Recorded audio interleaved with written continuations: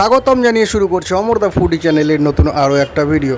তো আজকে আমরা গিয়েছিলাম কোথায় কোথায় এটা হচ্ছে বাস স্ট্যান্ড পার করে সেই মিলেনিয়াম এন্টারপ্রাইজ, তার পাশে এবং লীলা লজ্জে আছে ঠিক তার অপোজিটে নতুন একটা রেস্টুরেন্ট ওপেন হয়েছে আজকে। এটা হচ্ছে স্টেট বাস স্ট্যান্ডের সাইড থেকে আসার রাস্তা। এই হচ্ছে সেই রেস্টুরেন্ট, রোবট রেস্টুরেন্ট। আসুন এবার ভেতরে প্রবেশ করা যাক। तुम मेरे से प्यार करती है नहीं पता।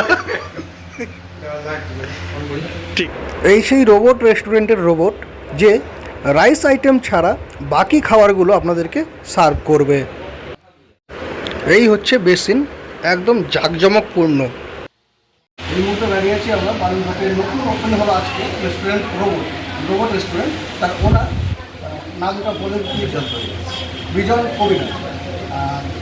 মেনলি একটা নতুন আইডিয়া আর কি বালুরঘাটের বাজারে। এর আগে বালুরঘাটে কখনো এমন থিঙ্কিং কারো মাথায় আসেনি, আসলেও চালু হয়নি। তো প্রথমবারের মতো বালুরঘাটে চালু হতো এই রোবট রেস্টুরেন্ট। এই সেই রোবট, মানে এই রোবটের মাধ্যমে আপনাদের কিন্তু খাবার সার্ভ করা হবে। রোবট হচ্ছে ওয়েটার আপনাদের। And second of all opening টাইমটা যদি বলি, ফার্স্ট ডে আজকে কত বার কালকে একটা 12:30 একটা দুপুর 12:30 থেকে একটা মতো রাত্রি রাত্রি 10:30 11 দুপুর 12:30 থেকে ওপেনিং টাইম এবং রাত্রি 10:30 11 অবধি আপনারা এখানে খাবার পেয়ে থাকবেন। বাকি মেনু কার্ডে তো চেঞ্জ হবে, হয়তো প্রথম ওপেনিং যে মেনু আর কি এটা 5-6 দিনের মধ্যে চেঞ্জ হয়ে যাবে। তো যারা একটু মানে নতুনত্ব কিছু চান অবশ্যই এখানে আসতে পারেন। বাকি অ্যাম্বিয়েন্সটা কোনো বেশ সুন্দর।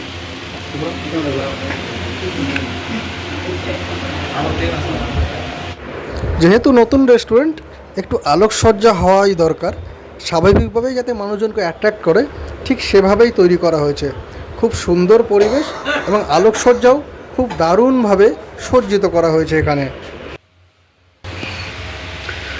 এই যে ট্রেন লাইনটা দেখতে পাচ্ছেন, আপাতত এটা বন্ধ আছে সার্ভিস, সম্ভবত কোনো টেকনিক্যাল গোলযোগের কারণে ট্রেনে করে যে সার্ভিসটা সেটা বন্ধ আছে।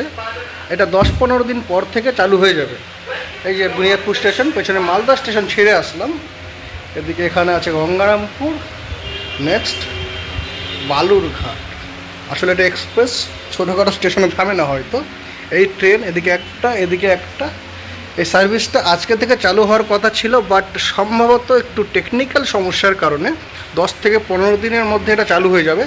আপাতত এখন রোবট চালিত সিস্টেমটাই থাকবে, মানে ওইটার হিসেবে আপনারা রোবটকেই দেখতে পাবেন।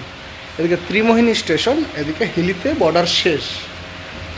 টোটাল সিটিং ক্যাপাসিটি 1 2 3 4 7, মানে মোটামুটি 7টাতে অ্যাভারেজ 6 জন করে হলেও 42 জনের আপনি যদি কোনো প্রোগ্রাম করতে চান সেটাও করাতে পারবেন। কিন্তু এই হচ্ছে ওপেনিং ডের মেনু কার্ড।